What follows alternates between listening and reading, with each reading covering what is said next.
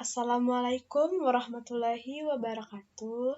Hi everyone, let me introduce myself. My name is Fany Shafira Rahmadhani. I'm from TBI 3 in semester 6.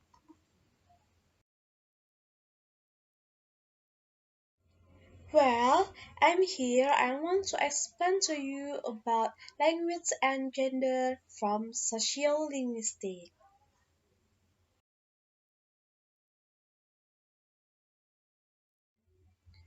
Well, I want to explain to you about definition of language.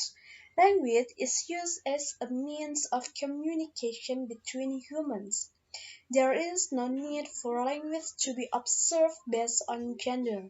As a method of communication between humans, language reflects all types of human social relationships during communication. Language is also a system of symbols. Language expresses methods and patterns to describe the objective word.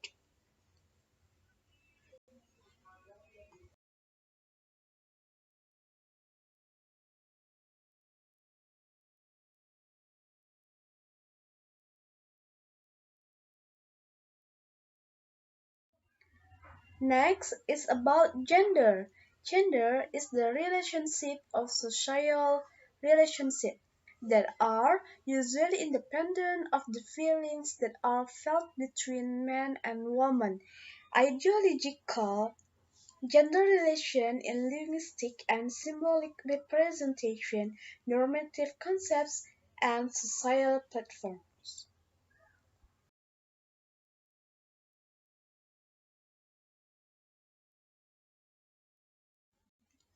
Next, I want to explain about gender and speech style. According to Goddard and Peterson 2000, state that the first linguist who wrote the difference about male and female language was Otto Jefferson. He further explained that women are seen as having limited vocabularies. The vocabulary of a woman, as a rule, is much less extensive than that of men. They are also described as being rather delicate, easily offended, and oblique. According to Lakoff, 1975, his famous work "Language and Woman Please" introduced to the field of sociolinguistics many ideas about woman language that are now commonplace. She proposed that woman's speech can be distinguished from that of men in a number of ways, including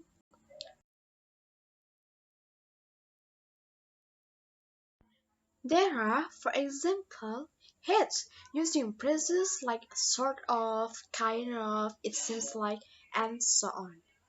Next, use polite forms like "would you mind?", "I'd appreciate it if you don't mind." And next, use the question, "You're going to dinner, aren't you?" And what else? Like speak in italics. Intonation in pages equal to underlining words. So, very, quite. And next example, like use empathy adjectives like divine, lovely, adorable, and so on. Next, I want to explain to you about cross-gender conversation. Women are expected to use and use talk to a greater extent than men to serve the function of establishing and maintaining personal relationships. This is not surprising, as the responsibility for the interpersonal relationships primarily rests with women. For example, women to a greater extent than men are expected to talk and talk simply in order to keep the interaction flowing smoothly and to show goodwill towards others, and they are expected to talk and talk about personal feelings and other socio-emotional matters relevant to interpersonal relationships to a greater extent than men. What is particularly important in female friendship is the sharing of intimate feelings and confidence through talk, where in male friendship in sharing of activities is more important. Next, about theories of language. There are some theories. The first is the deficit theory. In this theory, it is believed that the language of women is not good enough as the language of men, so women are considered to copy most of men's language, while men play important role in creating the language. As a result, women use the language by imitating men's language and by expressing the language that is not as perfect as men. The second is the dominance theory. Dominance theory considered that men and women could express language differently because there was an equity of power relation between men and women. Men dominated the language because men had more power in politics and culture and social life. The third is the radical theory. This theory stems from the Sapir-Whorf hypothesis and Owen's views, which concerned humans fuse their world through the language that they use and express. Fourth is the difference theory. According to the difference theory, because boys and girls were not socially similar, they had different sociolinguistic subcultures, which are called male subcultures and female subcultures. In this theory, the test of women's conversation was tried to be taken back by feminists by arguing that the patterns of women's speech was different from men's. Even women are considered to have some superiority in some certain linguistic domains. However, this theory was critiqued by arguing that it just paid attention on women's contribution to the language, but it ignored the social reality that women and men are considered unequal. Next, about categories of gender in language. The first is grammatical gender. In linguistics, the category of grammatical gender is a crucial issue.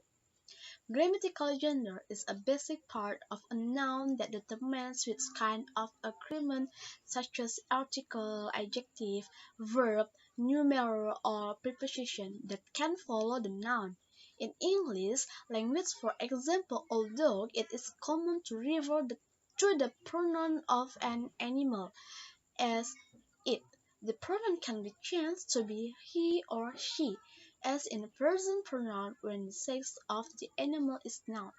The second is lexical gender. In linguistics, gender is usually used as a property of extrinsic of femaleness or maleness. Lexically, the meaning of mother and sister represent femaleness, while son and boy relate to maleness.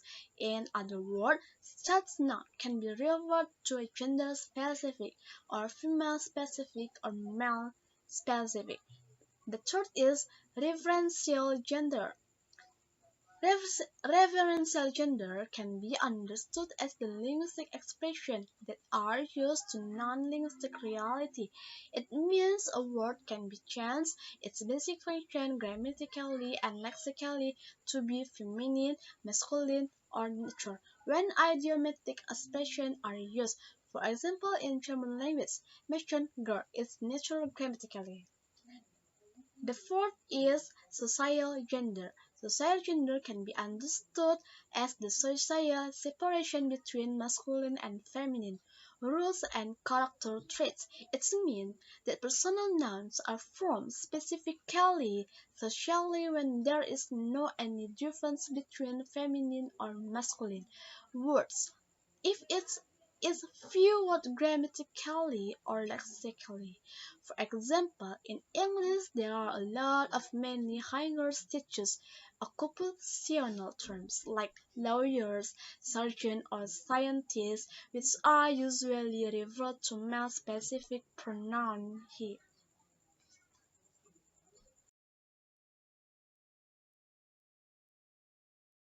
Next, about differences and similarities between language and gender.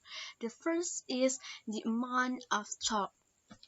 According to Cameron and Kurtz, 1985, state that the talk we produce is related to the interlocutor we have and the activity we are having.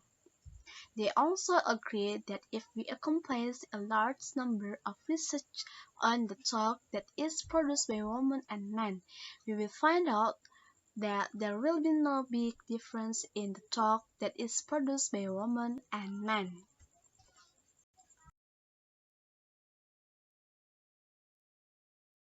The second is turn-taking system. Turn-taking in conversation is how you get your turn or contribution in speech. Turn is a very important part in conversation. The turn-taking organizes itself. There are two systems of turn-taking. The first one is other selection and the second one is self-selection. The third is cultural. Many scholars hold males and females come from different cultures. R. A. Barker and Tennant Extra have tried to probe the reason for the language differences between male and female from the aspect of culture. Whether males or females, on one side they form their values and way of behavior within their national culture. On the other side, they have their own values and way of behavior within their subculture. The last is language and gender is complicated. The shortcomings and the similarities between the languages of male and female are as important as differences. It is very helpful for us to know all-round knowledge of gender and language in this field of sociolinguistics because language is an important communicative tool in human society and it evolves with the development of the society. Alright, I think that's enough from me. Thank you so much for watching my video. Don't forget to like and subscribe. I hope this video is useful for you.